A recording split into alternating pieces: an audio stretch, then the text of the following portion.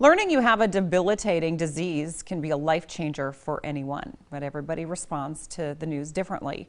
KX News reporter Robert Suhr has the story of one man who wouldn't let his disease keep him off the road. Nearly a dozen muscles are used to pedal a bicycle, but what if those muscles were slowly deteriorating? Meet John Olson, now retired. John spent a good part of his life as a reporter for the Milwaukee Journal-Sentinel, just a few hundred miles down Interstate 94. When he wasn't reporting, he enjoyed the outdoor life. But 6 years ago, things began to change when he noticed trouble with his hands while biking. I thought it was arthritis in my hands. I felt stiff, unable to,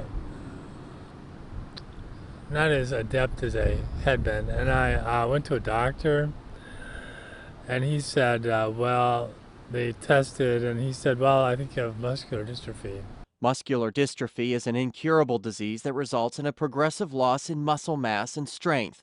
John says, like many people who find out they have an incurable disease, they slip into a deep depression. And I was depressed then for a couple years. I mean, I didn't do any physical training or a lot of biking like I had. But before things got too severe, John picked himself up, had a conversation with his neurologist, and learned he could still ride a bike. I said, I want to ride my bike across the country. And he said, well, you better go now because you'll never be stronger than you are today. Always wanting to bike cross country, John decided it was now or never. So he set out on his journey from Seattle to New York City, all to raise awareness and money for muscular dystrophy. Recently, he paused his journey while passing through Bismarck to chat with me.